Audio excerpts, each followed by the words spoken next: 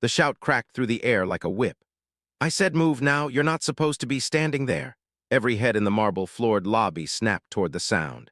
A young black woman stood frozen beside a yellow cleaning cart, her gloved hands trembling around the handle of a mop. Her name badge slightly crooked, edges worn, read Ariana Facilities. Her uniform was clean but faded, the fabric thinned by too many washes, the sleeves rolled up to hide frayed cuffs.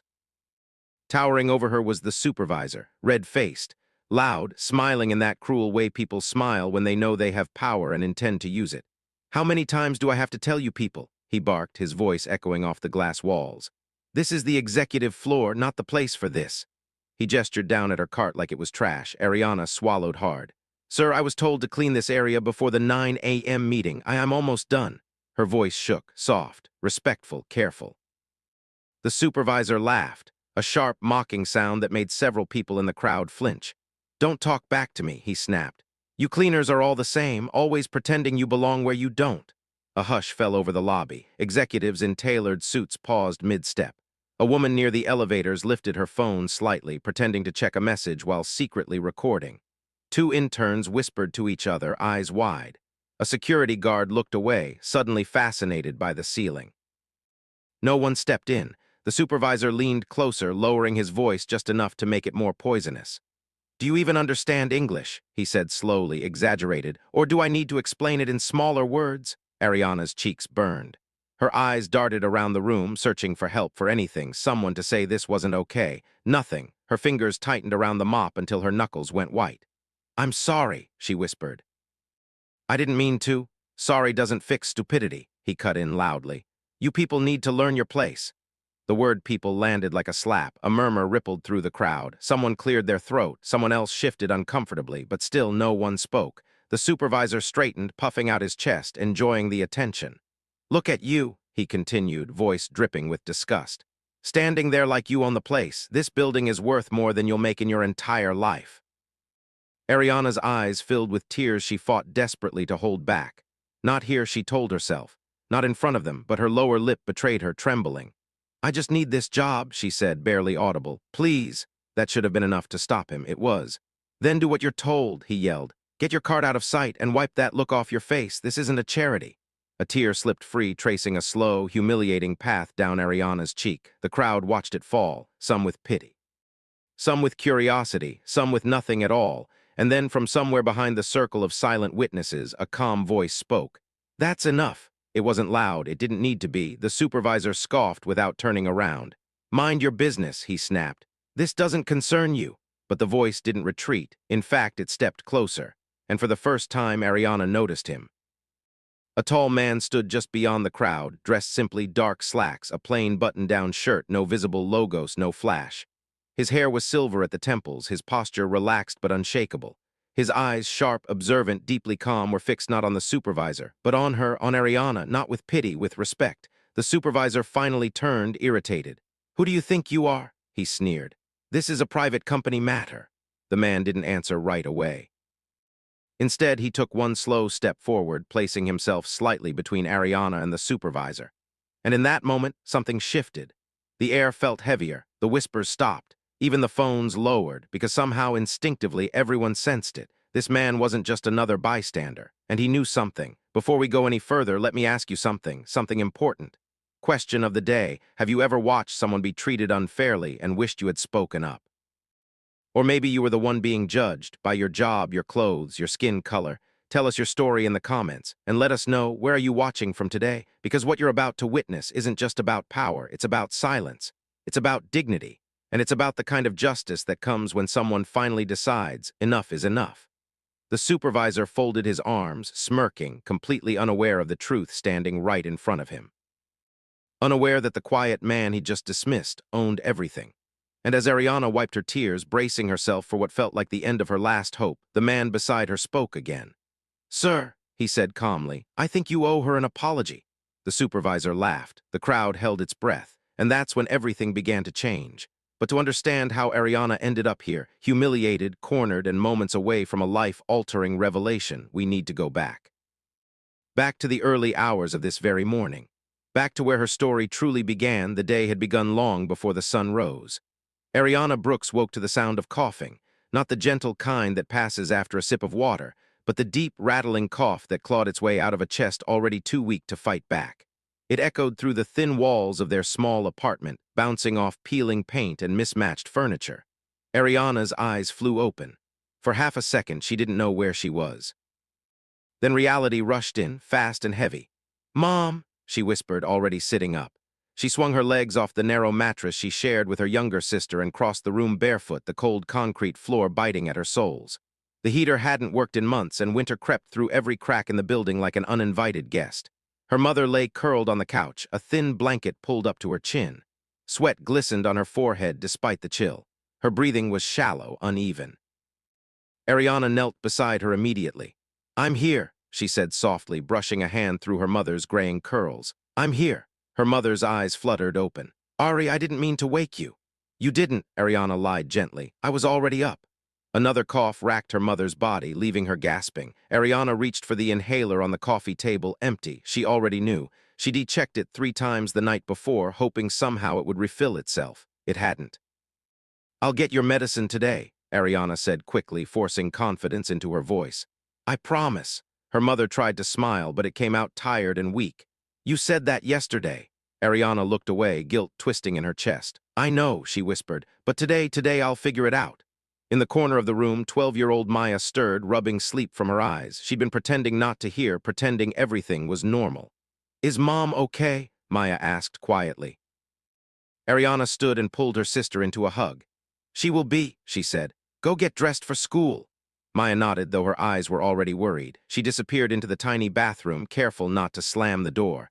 Ariana glanced around their apartment, their world. 1 bedroom, 1 couch, a folding table that doubled as a kitchen counter, a stack of unpaid bills neatly arranged by date as if order could somehow make them disappear. Past due rent notice. Electric bill, final warning. Pharmacy receipt with a red stamp, balance due. Ariana exhaled slowly. She was 26 years old, too young to feel this tired, too young to carry this much fear, but life hadn't asked her permission. She dropped out of community college 2 years ago when her father died suddenly, heart attack, no insurance, no savings, just grief and debt. Since then, Ariana had taken whatever work she could find. Night shifts, day shifts, double shifts. Now she worked as a cleaner in one of the largest corporate towers in the city. It wasn't glamorous, it wasn't fair, but it paid barely, and it offered health insurance after 1 year. She was 8 months in. 8 months and 23 days, close enough to hope, far enough to panic. She washed her face in the sink, staring at her reflection. Dark circles shadowed her eyes. Her hair was pulled back into a neat bun, always neat, always careful. She learned early that mistakes cost more when you looked like her. She dressed quietly in her uniform, smoothing it down like it mattered, like dignity could be pressed into fabric. Before leaving, she knelt again beside her mother. "I'll be back as soon as I can," she said, kissing her forehead. "Maya knows how to make the soup. Please rest." Her mother caught her hand weakly. "Don't let them treat you badly today." Ariana forced a smile. "They won't." But even as she said it, she didn't believe it. Outside, the neighborhood was waking up slowly. Cracked sidewalks, closed storefronts, a bus stop with no bench, just a sign leaning slightly to the left. Ariana pulled her coat tighter and waited. As the bus approached, she watched people step on: nurses, construction workers, cleaners like her, faces tired, eyes forward, everyone carrying something heavy you couldn't see. She took a seat by the window, watching the city change as they moved. Broken buildings gave way to glass towers. Graffiti faded into polished stone. Poverty softened into privilege. By the time she stepped off near the corporate district, it felt like a different world entirely. Men in tailored suits strode past without looking at her. Women clicked across the pavement in heels worth more than Ariana's monthly grocery budget. She lowered her gaze, adjusting the strap of her bag. Just get through the day, she told herself. Get the hours, get the check, get the medicine. She entered the building through the service entrance like she always did. The smell of lemon cleaner and polished marble filled the air. Her cleaning cart waited where she'd left it, her name written in faded marker on the side. Ariana clocked in. 6:02 a.m. Her supervisor hadn't arrived yet. For a brief moment there was peace. She cleaned quietly, methodically. Each movement practiced. Each reflection in the mirrored walls reminding her where she stood and where she didn't. As she mopped the executive floor, she glanced at the doors lining the hallway. Names etched in gold, offices bigger than her entire apartment. She wondered what it felt like to work without fear, to speak without apologizing, to be seen as human first. Her phone vibrated in her pocket, a message from Maya. Maya, Mom's breathing got worse. Ariana's heart dropped. She typed back quickly with trembling fingers. Ariana, I'll figure something out, I promise. She looked at the clock. 8:41 a.m. The executives would arrive soon. She needed to finish this floor before the meeting. She took a deep breath and pushed her cart forward, unaware that within minutes her quiet endurance would collide with cruelty. Unaware that this ordinary morning was about to change her life forever. And that someone, watching silently from the shadows, had already noticed her long before anyone else did. By mid-morning, the clock had become Ariana's enemy. Every second that passed without her phone lighting up with good news felt like another door closing.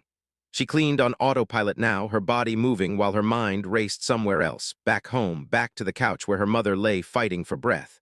Her phone vibrated again. This time it was a call. Maya, Ariana answered instantly, pressing the phone to her ear as she ducked into an empty hallway. Her sister's voice came out small, frightened. Ari, Mom fainted. The world tilted. What? Ariana whispered. Is she awake? She woke up, but she's really dizzy. I tried calling the clinic, but they said, Maya's voice cracked. They said she needs the inhaler and the antibiotics. They won't refill without payment. Ariana squeezed her eyes shut. How much? She asked, already knowing the answer would hurt. $240. Ariana leaned her head against the wall. Her bank balance sat at $38 and some change. Payday was 4 days away. The credit cards were maxed. The neighbors she might have borrowed from were barely surviving themselves. Okay, Ariana said, forcing steadiness into her voice. Listen to me. Make sure Mom stays sitting up. Give her water in small sips. I'll handle the rest. But how? Maya asked. Ariana didn't answer right away. I will, she said finally. I promise. She ended the call and stared at the wall in front of her, white, spotless, indifferent. $240. It might as well have been 2,000. She slid down until she was sitting on the floor, hugging her knees for just a moment, just long enough for one tear to escape. Then she wiped her face, stood up, and straightened her uniform. Crying didn't fix anything. She needed a solution. Now, she went through the options again, even though she already had 100 times. Ask her supervisor for an advance. He'd laughed the last time she asked for a day off. Call the pharmacy again. They'd been clear. No payment, no medicine. Leave work early to go to the hospital. She'd be written up or fired. And then there'd be no paycheck at all. Her chest tightened. That's when she remembered the HR office on the executive floor. They sometimes helped with emergency assistance, short-term hardship funds. She'd heard other employees whisper about it. Rare, complicated, but possible. Ariana checked the time again. 9:12 a.m. The executives' meeting would start soon. The floor would be full. She hesitated. She knew the risks. She knew how people looked at her when she stepped out of her assigned areas. How suspicion followed her like a shadow. But her mother's life weighed heavier than her pride. I have no choice, she whispered. She pushed her cart toward the executive wing, heart pounding with every step. The closer she got, the more out of place she felt. The carpet grew thicker. The walls gleamed. Everything smelled expensive, leather, citrus, money. She adjusted her name badge, smoothing it down. Just ask. Be polite. Be quick. She reached the HR office door, but it was closed. A small sign read, In meeting, back at 10:00 a.m. Ariana's stomach dropped. 10 o'clock was almost an hour away. Her phone buzzed again, a message from Maya. Maya, she's wheezing again. Ariana's hands began to shake. Please, she whispered to no one. She turned away from the closed office, scanning the hallway desperately. Maybe someone else could help, anyone. That's when she noticed the supervisor walking toward her. Her supervisor. The man with the loud voice, the sharp eyes, the permanent scowl. Her heart sank. He stopped short when he saw her standing there on the executive floor near the offices. His expression darkened instantly. What are you doing here? He demanded. Ariana swallowed. Sir, did I tell you to clean this area right now? He interrupted. I finished my section early, she said quickly.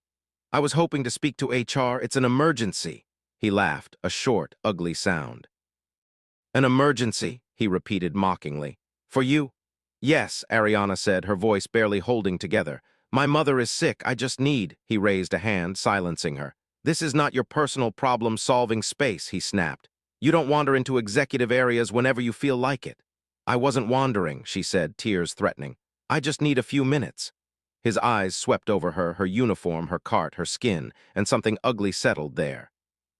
This is exactly why we have rules, he said loudly. Because people like you don't know boundaries. People like you. The words landed heavy. A few doors opened. Executives stepped out, drawn by the raised voice. Conversation stopped. Eyes turned, Ariana realized too late that she wasn't just asking for help anymore, she was on display. "Please," she said, her voice cracking. "I'll leave right after." The supervisor stepped closer, lowering his voice in a way that made it worse. "You should be grateful to even work here," he said. "Do your job, don't bring your drama into this building." Ariana felt the ground slipping beneath her. Her phone buzzed again. She didn't even look. She knew this was it. No more options, no more doors. She stood there, surrounded by wealth and power, holding nothing but desperation in her hands. And as the supervisor's voice rose, as the crowd began to gather, as cameras quietly started recording, Ariana realized the truth that broke her heart the most. In a place full of people, she had never felt so alone. Ariana stepped outside the building for air she didn't feel like she deserved. The glass doors slid shut behind her with a soft, indifferent hush, sealing in the world of polished floors and whispered power. Out here, the city roared again, traffic honking, footsteps rushing, life moving on as if nothing inside that building mattered. But to Ariana, everything did. She stood on the steps for a moment, clutching her phone, trying to slow her breathing. Her chest felt tight, like fear had wrapped its hands around her lungs. "Get it together," she told herself. "You can't fall apart now." She looked down at the message she'd been avoiding. "Maya," she almost passed out again. "Ari, I'm scared." Ariana closed her eyes. So was she. She typed back with shaking fingers. "Ariana, I'm working on it. Stay with her. Keep the windows open." A lie, or at least a hope stretched thin. She glanced back at the building, tall, gleaming, untouchable. Somewhere inside, people discussed quarterly profits and stock prices, oblivious to the fact that one woman's entire world was hanging by a thread. She wiped her eyes and squared her shoulders. Running away wouldn't save her mother. Going back inside might. Ariana re-entered through the service door, her footsteps slower, now heavier. Every step echoed with doubt. What if they laughed at her? What if they fired her? What if she begged and still failed? Her cleaning cart waited in the hallway like a silent witness. She gripped its handle, grounding herself. "You're doing this for Mom," she reminded herself. For Maya, she pushed forward. The executive floor loomed ahead, bright, open, intimidating. The walls reflected her back at her from every angle. A cleaner. A woman out of place. Her uniform suddenly felt smaller, her shoes cheaper, her skin too visible. As she approached the elevators, she overheard fragments of conversation, words like merger, profit margins, bonuses. The numbers they tossed around casually could have solved her problem 10 times over. Her heart pounded. She stopped just short of the HR office again. Still closed. 9:27 a.m., she leaned against the wall, staring at the door like it might open out of pity. It didn't. Footsteps approached. Her stomach tightened. She turned slowly and saw the supervisor again, striding toward her with purpose. Fear flared, not again, but before he reached her, someone else stepped into the hallway. A man, not in a hurry, not loud. He walked with an ease that didn't belong to employees scrambling to meetings. His clothes were simple but immaculate. No badge, no rush.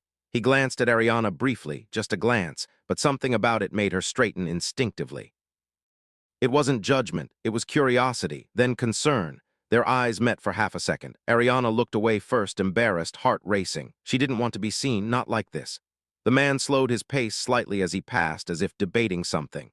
Then he continued on, disappearing around the corner. Ariana exhaled, unaware she'd been holding her breath. She didn't know it yet, but he'd noticed everything. Her shaking hands, the tears she kept swallowing. Desperation clinging to her like a shadow, and he hadn't forgotten her face. The supervisor's voice cut through her thoughts. "What did I say?" he snapped. "Why are you still here?" Ariana flinched. "I'm waiting for HR," she said quietly. "They'll deal with you when they deal with you," he replied. "Until then, you don't belong up here." Her throat tightened. "I just need 5 minutes," she pleaded. "Please," he scoffed. "This isn't a shelter," he said loudly enough for others to hear. "We don't hand out sympathy." A few people slowed as they passed, pretending not to listen while listening to everything. Ariana's face burned. She thought of her mother gasping for breath, of Maya trying to be brave, of the bills stacked neatly on the table like accusations. "I'll be quick," she whispered. The supervisor's patience snapped. That was when he raised his voice, and that was when the crowd began to gather. But Ariana didn't know yet how bad it would get. She only knew she couldn't turn back. Her phone vibrated again. She didn't check it. She couldn't. If she saw fear in Maya's words again, she might crumble. She took one small step forward toward the HR door, toward the supervisor, toward humiliation or hope. Her hands trembled, but she lifted her chin. "I'm still human," she told herself. "I still matter." She paused at the edge of the executive floor, heart hammering, the weight of every stare pressing down on her. This was the threshold. Behind her, silence, suffering, slow loss. Ahead of her, judgment, risk, and the smallest chance of salvation. She took a breath and stepped inside. The moment Ariana crossed the threshold, it was as if the air itself had shifted. The hum of fluorescent lights seemed louder. The polished floors reflected her every movement, magnifying her presence in a way that felt suffocating. The executives arriving for the morning meeting turned in unison, glancing at the lone cleaner stepping nervously into their pristine world. And then the supervisor appeared, like a storm personified. He marched toward her, boots clicking sharply against the marble, eyes narrowed, face red with irritation. Ariana's fingers gripped the handle of her mop so tightly that her knuckles ached. "What are you doing here?" he demanded, louder than necessary. His voice echoed through the hallway, drawing every glance. "I told you to stay in your assigned area. This is not for people like you." The words landed like stones. Ariana's stomach dropped. People like me, the echo of prejudice didn't just hurt, it branded her, made her feel smaller, less human. I need HR, she said softly, barely audible above the humming lights. "It's an emergency, my mother." "Emergency?" he snapped, cutting her off. "Do you even know what that word means? You people always have emergencies, always excuses, always drama." The crowd shifted uncomfortably. Some looked away, pretending not to hear. A few whispered to each other, curiosity and discomfort mingling in hushed tones. Someone raised a phone, recording discreetly. The silent judgment of dozens pressed down on her like a weight heavier than her cart. Ariana's throat tightened. She wanted to scream to defend herself, but the words caught in her chest. I just need a few minutes," she said, trying to steady her voice. "I promise I won't be long." The supervisor leaned forward, his eyes narrowing like a predator. "Promises mean nothing. You don't belong here. You don't understand the rules. You think you deserve respect. You think you belong in this building." Ariana's hands trembled, her voice cracked.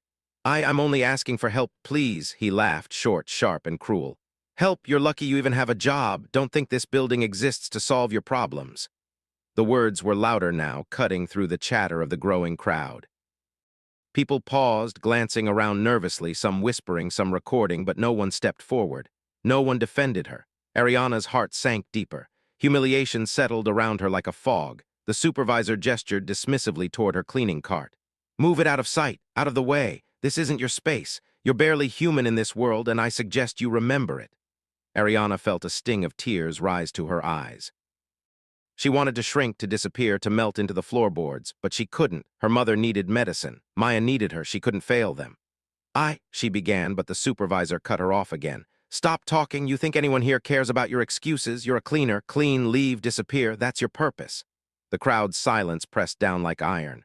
Ariana realized the full weight of the moment. She was alone, exposed, judged not for what she had done, but for who she was. A tremor ran through her body as she took a step back.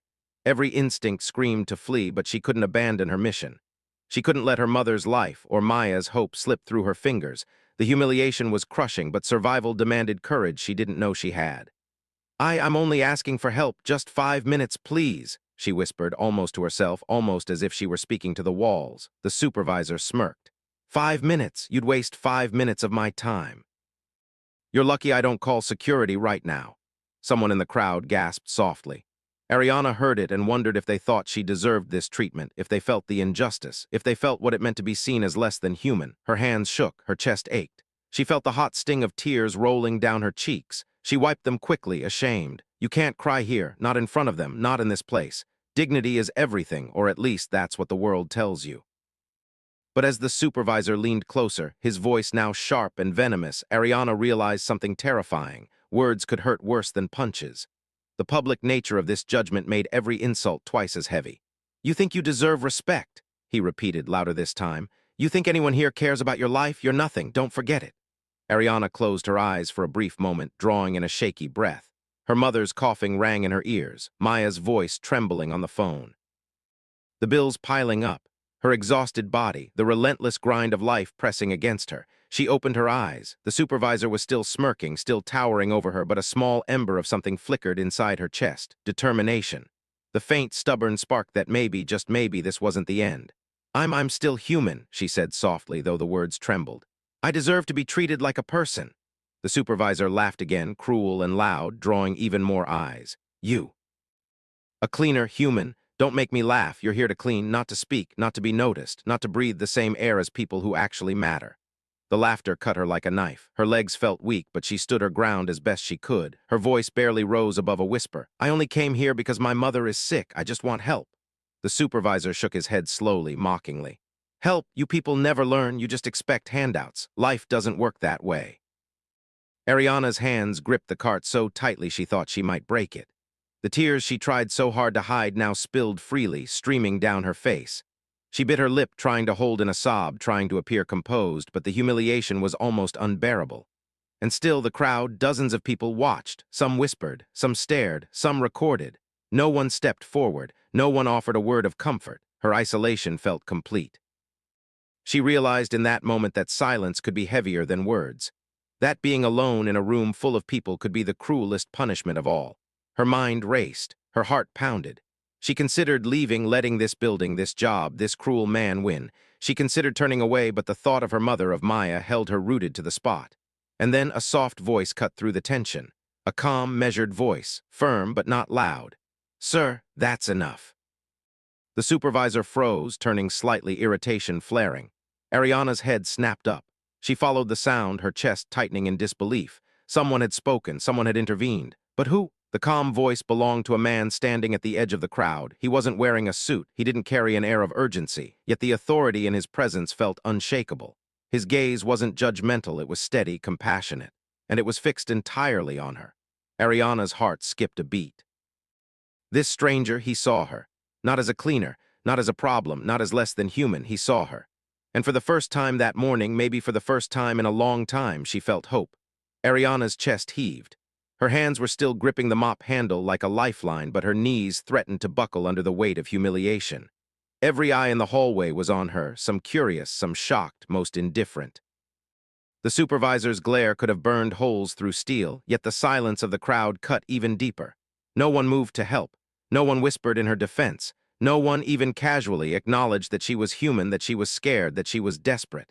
She swallowed hard, trying to speak, but her throat felt constricted, each word trapped behind an invisible wall. I just... The supervisor smirked, leaning in closer, enjoying the spectacle he had orchestrated. "What is it now?" Can't even form a proper sentence. Typical, always helpless, always pathetic. Ariana felt a hot tear run down her cheek. She brushed it away quickly, embarrassed. She couldn't cry, not here, not in front of them, and yet the tears kept coming. Her voice shook as she tried again. "Please, I need help for my mother. She's sick. I don't have anyone else." The supervisor snorted, loud and dismissive. "Your mother, your life, that's your problem, not ours. Don't bring your mess to my building. Do you hear me? Your suffering doesn't matter here." The words pierced deeper than any slap. Ariana's knees nearly gave way. She felt small, utterly exposed, stripped of dignity, and helpless in a room full of witnesses. Her uniform felt like a prison. The polished floor mocked her poverty. The gazes of the crowd were invisible knives cutting through her pride. Some of the onlookers shifted uncomfortably, avoiding eye contact. Some whispered quietly to each other, their phones poised to record. A few frowned with muted sympathy, but no one intervened. Silence enveloped her like lead, heavier than the supervisor's insults. She tried again, voice barely audible. "I'll leave right after. I just need them to see me, to help me." The supervisor shook his head, his lips curling in disdain. "You people never learn. You expect the world to care about you. The world doesn't care. You exist to serve and nothing else." Ariana's vision blurred. The words, the stares, the silent judgment all converged into one crushing weight. She felt the sting of humiliation press so heavily that it seemed impossible to breathe. She thought of her mother lying at home, struggling to breathe. She thought of Maya, barely 12, trying to be brave. And she realized that even if she ran, even if she escaped the supervisor's wrath, the helplessness at home would still be waiting. She had reached rock bottom. Her shoulders slumped. Her grip on the mop slackened. Her chin trembled. A sob escaped her lips, and then another. She wanted to apologize for existing, wanted to explain herself, wanted the world to see her as more than the uniform she wore, more than the race they assumed defined her, more than the problems they deemed unworthy. I'm sorry," she whispered brokenly, almost to herself. I shouldn't be here." Her voice cracked. She bit her lip to keep from crying louder. She imagined leaving right then, turning her back to the building, slipping past the indifferent crowd and letting the world continue without her. But then the thought of her mother, of Maya, of the bills and the medicine stopped her. She was trapped, between humiliation and duty, between fear and necessity, between despair and the faint, stubborn ember of hope she refused to extinguish. The supervisor leaned closer, lowering his voice to a venomous whisper that somehow carried across the marble hallway. "Look at you, shaking, crying, begging. This is what you are, this is all you'll ever be." It was the final blow. Ariana's knees buckled. She leaned against the mop cart for support, closing her eyes. She wanted to disappear, to vanish from the hallway, from the building, from the world. She wanted someone, anyone, to stand beside her, to say, "She's human, she deserves respect." And yet nothing. She opened her eyes to the sea of indifferent faces. The weight of their silence was heavier than all the insults. Each moment stretched like an eternity. Her heart ached, a deep, consuming ache, as though every fiber of her being was being crushed under the supervisor's scorn and the crowd's apathy. She considered leaving, walking out in defeat, letting her pride die so she could live another day. But even as that thought crossed her mind, a tiny spark of defiance flickered inside her, a reminder that she was more than the words they hurled at her. But it was faint. So faint that if someone didn't intervene soon, she might break completely. And then she sensed it. A shift in the air, a subtle, almost imperceptible change in the room. It wasn't loud, it wasn't dramatic, but somehow it carried authority. Calm, power. Ariana's head lifted slightly. Her tear-streaked face glimmered under the fluorescent lights. Her hands gripped the mop with renewed, trembling strength. The sound came again, soft, firm, unyielding. "Sir, that's enough." The supervisor paused, mid-sneer, surprised. The words cut through the tension like a blade. The crowd went silent, instinctively aware that something different had entered the room. A presence, a force. Ariana's heart skipped a beat. She looked up. Someone was standing there, not rushing, not shouting, not demanding attention, but commanding it nonetheless. Their eyes were fixed on her, compassionate, calm, unwavering, and for the first time in what felt like forever, she didn't feel invisible. She wasn't alone. Someone had finally spoken her truth without hesitation. Someone had finally seen her, but who was it? Before Ariana could even catch her breath, the supervisor's eyes narrowed, his voice sharp with annoyance. "And who are you supposed to be?" A flicker of something unspoken passed over the stranger's face. Their calm didn't falter, their gaze didn't waver. And Ariana realized, in the depths of her despair, that the tide was about to turn. For the first time in her life that day, hope walked beside her, even as fear lingered like a shadow. And in that pause, thick, electric, heavy with anticipation, the building seemed to hold its breath. The hallway went still, as if the air itself had been suspended in that single moment. Ariana's chest heaved, heart racing, body trembling from the emotional roller coaster of humiliation and despair. She had never felt so exposed, so powerless, and yet here was a presence that somehow made everything pause. The man stepped forward slowly. Not hurriedly, not dramatically. Just forward, confident in every step, grounded in an authority that didn't need to shout. He was tall, perhaps in his late 50s, with streaks of silver in his neatly combed hair. His dark shirt was plain, his slacks simple, yet there was an unmistakable air of refinement about him, like the kind that couldn't be faked. His gaze fell on Ariana, not on her uniform, not on her trembling hands, not on the mop she clutched, but on her eyes, her dignity, the human being beneath the fear. And in that instant, Ariana felt something she hadn't felt all day, seen. The supervisor, however, didn't share the awe. "Who are you?" he barked, irritation flaring. "This doesn't concern you." The man didn't flinch. He didn't raise his voice. He only said in a tone calm but firm, "I believe it does."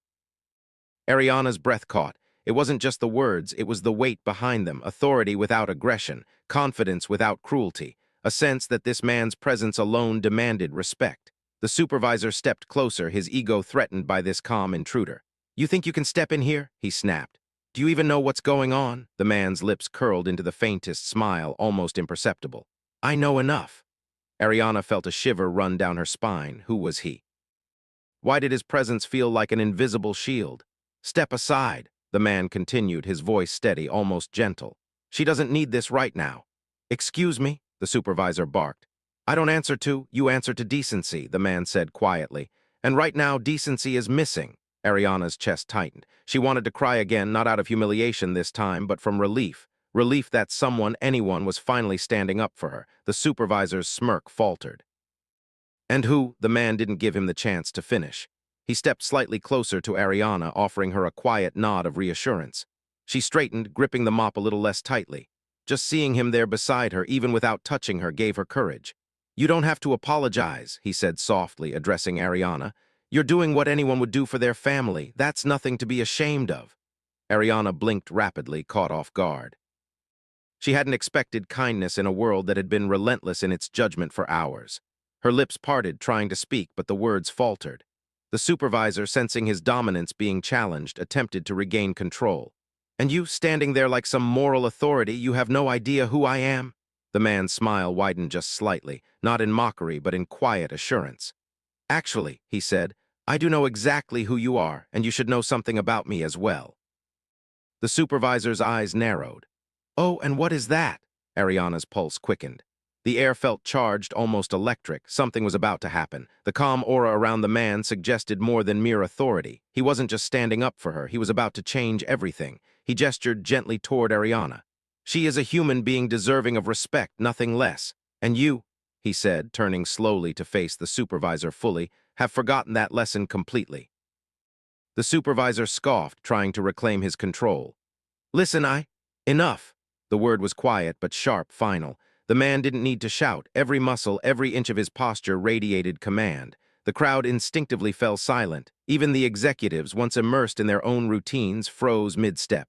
Phones hovered, eyes widened, conversations halted. Ariana watched, awestruck, as the balance of power shifted subtly but unmistakably. For the first time that day, she realized she wasn't alone. The man beside her, this stranger who seemed to hold authority in his very presence, was here for her. Not out of obligation, not out of convenience, out of awareness, justice, and compassion. Her chest swelled with a fragile hope. Maybe things could change. The supervisor's lips pressed into a thin line. His pride had been challenged publicly. His usual tactics, the sneer, the sarcasm, the power-laden words, felt ineffective against the calm dignity of the man now standing before him. "You may not recognize me yet," the man continued softly, his eyes never leaving Ariana's. "But soon you will, and when you do, you'll realize the mistakes you've made today, how you treated her, how you thought it was acceptable, will have consequences you cannot avoid." The supervisor's face reddened further. He stepped closer, attempting to intimidate, but the man didn't flinch. He stood unmoved, calm, composed, radiating an invisible authority. Ariana felt something within her stir, a mixture of relief, disbelief, and a strange, growing sense of hope. She'd been at the edge of despair, humiliated and alone, and now someone was standing for her. Her hands relaxed around the mop handle, tears still streaking her face, but this time a different kind of tear. The kind that comes when you realize the tide is turning, when help has arrived, when justice might finally arrive alongside it. The man spoke again, voice carrying quietly but with unshakable certainty. "She does not deserve this treatment, and you will learn that today one way or another." Ariana's heart thumped wildly. The building seemed to hold its breath, the silence thick, heavy, suspenseful. Every person in the hallway seemed to sense that something monumental was about to unfold. The supervisor, previously untouchable, finally faltered. His arrogance wavered for the first time that day. Ariana's pulse raced as she sensed the shift. He didn't know it yet, but the power he wielded, so carelessly, so cruelly, was about to crumble. And Ariana, standing beside the calm, composed, and impossibly authoritative stranger, felt the first spark of hope ignite in her chest. Because someone had finally seen her worth. Someone had finally stood for her dignity, and now everything could change. The supervisor's sneer faltered, his confidence cracking ever so slightly, but he tried to mask it with irritation. "Listen, I don't know who you think you are." The man lifted a hand gently, signaling for silence. The hallway went quieter than before. Phones hovered mid-recording. Eyes widened. Executives froze. Even the staff who had been standing at the edges of the crowd felt the tension pressing down like a storm. "I think it's time you understood exactly who I am," the man said, his voice calm but carrying the kind of authority that made people lean forward instinctively. "I am not just someone passing by. I am the owner of this company, every building, every office, every desk mine, and I have been watching." Ariana's mouth went dry. She blinked. Her mind froze for a split second. The owner. "The owner has been here?" The supervisor froze mid-step. His smirk faltered. What are you saying?" he demanded, trying to regain control, though uncertainty crept into his tone. "I'm saying," the man continued, taking one deliberate step closer to Ariana, "that everything you've just done, every word you've spat, every insult, every act of humiliation toward her is unacceptable, and you, sir, will answer for it." The crowd erupted not in noise, but in stunned murmurs, gasps, and whispered questions. Phones were raised higher. Eyes darted between the supervisor and the man, disbelief etched on every face. The supervisor's face flushed red with panic and rage. This is outrageous. You can't just— I can, the owner interrupted, voice still calm, unwavering, authoritative. Because I am the one who decides consequences here, and today you have crossed every line. Not just against her, but against every value this company claims to uphold. You have humiliated someone who was doing nothing wrong, someone who was acting with integrity, dignity, and courage. Ariana's knees felt weak. She pressed her hands against her cart, still gripping the mop, still trembling, but now she trembled differently. Her shoulders lifted slightly. Relief washed over her, mingled with disbelief. He's here for me. The supervisor's mouth opened to retort, but the words caught. Something in the way the man's eyes, calm, steady, piercing, locked onto him rendered him silent. The power in that gaze was undeniable. I will not allow this behavior to continue, the owner said, turning to Ariana, his tone soft now compassionate. You do not deserve this, and you will not face this humiliation alone, ever again. Ariana blinked, tears spilling freely down her cheeks, but this time they were tears of relief. She wanted to speak, to thank him, to cry out in disbelief, but words failed her. She simply nodded, barely able to breathe, feeling a strange warmth spreading through her chest. The supervisor's face was now a mask of disbelief and fear. Why, you can't, he stammered. The owner raised a hand, slightly cutting him off. I can and I will, effective immediately. You are suspended pending investigation. You will face full consequences for your actions today. The hallway went utterly silent. The words sank like stones into the stunned crowd. The executives and staff around them stared, mouths slightly open, as the gravity of what had just happened unfolded. The man who had been cruel, arrogant, and untouchable only moments ago was now powerless before the one who truly held authority. Ariana's knees finally weakened, and she sank slightly onto the cart, gripping the edge. The stress, the fear, the humiliation, all of it, felt almost tangible, a weight she had carried alone for far too long. The owner's gaze softened. You've been through a lot today, he said gently, turning fully to her. And I want to make sure you and your family are taken care of. You shouldn't have to fight alone. Ariana could barely process the words. I don't know what to say, she whispered, her voice choked with emotion. I never expected anyone to see you, to recognize your worth, to stand up for you. The owner finished for her. He smiled gently. You deserve to be treated with respect. Every single day, not just when I happen to be here, but today we make it right. The crowd, now fully aware of the true authority in the room, began whispering rapidly. Phones captured every second. Murmurs of disbelief spread. He's the owner. He's the CEO. I can't believe he was watching. Ariana realized in that moment that everything was about to change. Not just for her, but for the supervisor, for the building, and perhaps for everyone who had ever witnessed injustice and stayed silent. The supervisor finally stumbled back, his arrogance crumbling into panic. He muttered something under his breath, but it was meaningless now. The power had shifted completely. The man who had once been untouchable was exposed as accountable, and Ariana, who had felt so powerless, was now standing at the center of a storm of justice. Tears streamed freely down Ariana's cheeks as the relief, the disbelief, and the overwhelming emotion of vindication coursed through her. She wanted to speak, but the words faltered. The owner crouched slightly, meeting her eyes. You've shown courage today, he said softly. Even when no one else believed you could, that courage doesn't go unnoticed. Ariana's chest heaved. She whispered, voice trembling, I just wanted help for my mom. You will get more than help, the owner promised. We will take care of her. And you, everything you need. Today, everything changes. The supervisor, defeated and humiliated, was escorted out by security, murmuring protests that fell on deaf ears. The crowd watched, some whispering apologies for their silence, others staring in awe at the dramatic shift of power. And Ariana, standing in the center of the once intimidating executive floor, felt the impossible. The weight of humiliation lifted, replaced with hope, relief, and a sense of belonging she hadn't known in years. Because for the first time that day, she realized the world could be cruel, but it could also be just. And sometimes justice arrived quietly, steadily, and in the most unexpected form. The supervisor's footsteps echoed faintly as he was escorted away, muttering half-hearted defenses that no one paid attention to. The room, once thick with tension and judgment, now felt different. Air seemed lighter, even the fluorescent lights softer. Ariana, still gripping her mop cart, allowed herself to breathe, to feel, to finally acknowledge the flood of relief and disbelief that had overtaken her. The owner, still standing beside her, offered a reassuring smile. Come with me, he said gently. Let's make sure you're okay first. Ariana shook her head, stunned. I don't even know what to say. I can't believe this. You don't have to say anything, he replied. You've already shown bravery today in ways most people never will. That's enough. He led her through the hallway, past offices and busy staff who were now whispering among themselves about the extraordinary turn of events. Cameras had captured the confrontation, and within moments, word would spread throughout the company. But Ariana hardly noticed.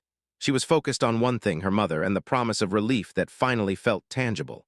The owner guided her into a quiet office, offering her a seat. He pulled out his phone and made a call. Within minutes, arrangements were being made for immediate medical support for her mother. A private car would take Ariana home with all the necessary medications. The hospital staff had been briefed, insurance pre-approved, and payment already secured. Every detail was being handled before Ariana could even ask questions. Her hands trembled as she whispered, I don't know how to thank you." The owner shook his head. "No thanks necessary. Today wasn't about gratitude. It was about doing the right thing, but I do want to make sure this never happens to you or anyone else again." He leaned back, slightly thoughtful. "You've endured so much, and yet you came here with courage. That courage deserves recognition, respect, and care, not punishment." Ariana felt tears prick her eyes again, not from humiliation this time, but from a profound sense of relief and almost shockingly hope. She had been invisible for so long, overlooked by life, ignored by society. And now someone powerful, someone who could change her reality, had seen her, not as a cleaner, not as less than, but as a human being worthy of compassion. "I don't even know where to begin," she whispered. "Start with this," he said gently. "Promise me you'll allow yourself to be helped. You've carried too much alone for too long, and I want to make sure your family doesn't have to suffer like this ever again." Ariana nodded, barely able to speak.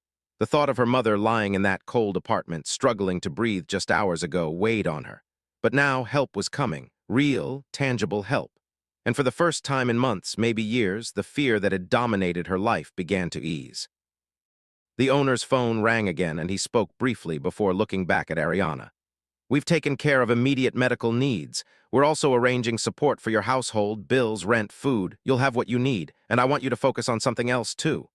"What's that?" Ariana asked, curiosity and disbelief mixing with caution. "Your future," he said. "Education, training, opportunities. No one should have to choose between survival and their dreams, not you. Not anyone with the courage you've shown." Ariana's lips parted, overwhelmed. I don't know what to say." "You don't have to say anything," he replied. "Actions will speak for themselves. We'll make sure you and your family have stability, security, and opportunity moving forward. Today, justice is not just about accountability, it's about compassion. You've shown grace in your struggle. Now it's time the world matches it." The weight of his words settled into her chest like a soft, comforting blanket. She realized that for the first time, the fear, the struggle, the constant grinding fight to survive could be met with something she had rarely felt: safety. Later that afternoon, Ariana returned home, not alone, not helpless, but with a private car and support staff ensuring her mother's immediate medical needs were met. The medications were delivered, the doctor checked in personally, and a sense of security, so unfamiliar, began to take root in her small apartment. Maya ran to her, throwing her arms around her sister. "Ari, Mom's going to be okay?" Tears spilled freely now, unrestrained, as Ariana hugged her sister tightly. "I promised, did I?" she whispered, voice catching. "I promised we'd be okay." Her mother, still weak but now stabilized, looked at Ariana with a mixture of pride and love. You saved me," she said hoarsely. "No," Ariana replied, voice thick with emotion. "We saved each other, together." Over the next few days, the supervisor faced swift consequences. His suspension became a permanent termination. His name circulated within the company, accompanied by whispers of disgrace and accountability. Colleagues who had once feared him now realized the truth. No one is untouchable when cruelty meets justice. Meanwhile, the owner continued to personally ensure Ariana and her family's stability. He helped arrange long-term support, bills covered, secure housing, educational opportunities, and even mentorship for Ariana. Every decision reflected his commitment to repairing the damage inflicted by cruelty and indifference. Ariana, still processing the enormity of it all, found herself speaking directly to the owner one evening, her voice barely above a whisper. I never imagined this could happen. That someone would actually see me," she said. He smiled softly. "People often forget that what we see or fail to see matters. Today we saw you, and that's all it took to start changing everything." She nodded, overwhelmed. I want to help others too. When I can, I want to make sure no one else has to feel invisible. That's the right path, he said. Your courage has already inspired change today. Imagine what it can do when you lead with it intentionally. You'll have opportunities to give back, to uplift, to create hope for others. Ariana looked down at her hands, trembling slightly. Her life, once dictated by fear and survival, was suddenly infused with possibility. Compassion and justice had arrived in her world, and the lesson was clear. Dignity and humanity cannot and must not be ignored. For the first time in years, Ariana allowed herself to feel light, to feel safe, and to imagine a future where fear did not define her every step. And in that quiet, emotional moment, she realized that justice and compassion were not just abstract concepts. They were life-changing forces. Forces that could heal, protect, and transform even the most desperate lives. Years had passed since that unforgettable day in the gleaming hallway, and Ariana scarcely recognized the life she now lived. Gone were the days of fear, of trembling under cruel words, of the constant, crushing weight of survival. She woke each morning in a home that was warm, safe, and filled with light, a stark contrast to the cramped, aging apartment she once called home. The walls were painted in soft colors, the floors polished, and sunlight streamed through large windows overlooking a neighborhood that hummed with life, but without the constant threat of scarcity. Her mother's health had improved dramatically. No longer confined to gasping breaths and the fear of emergency calls, she moved around the house with energy and joy.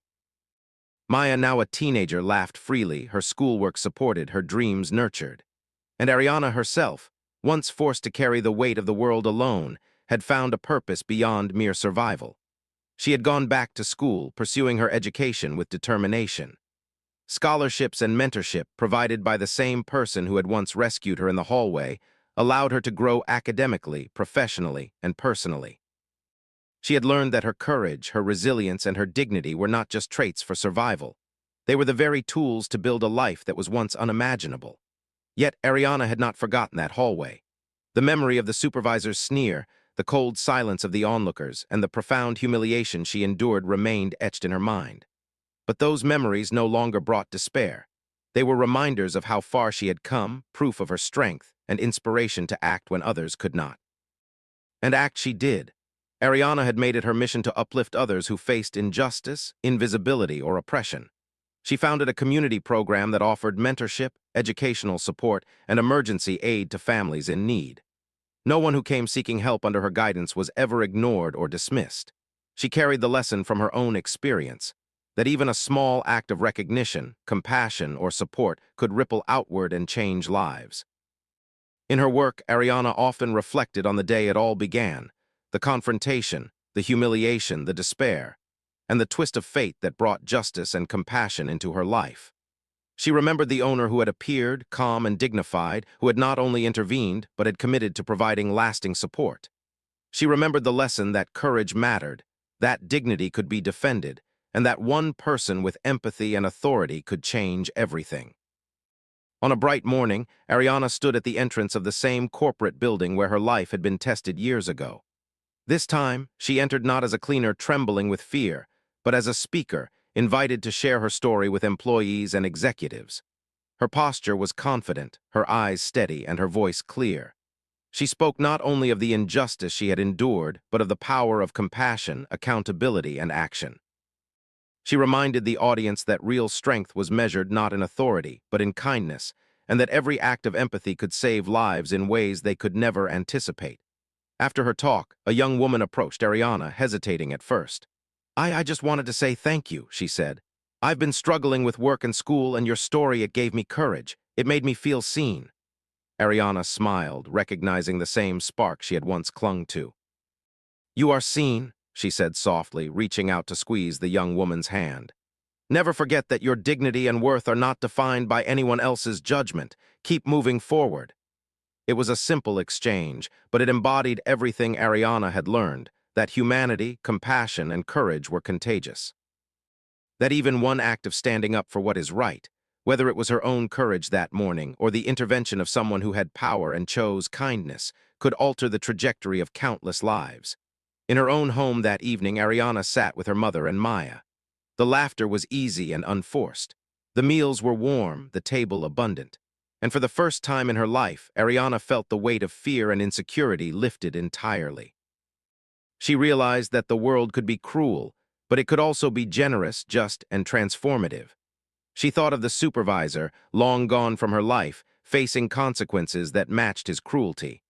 And she thought of the owner, whose decisive compassion had given her a chance not just to survive, but to thrive.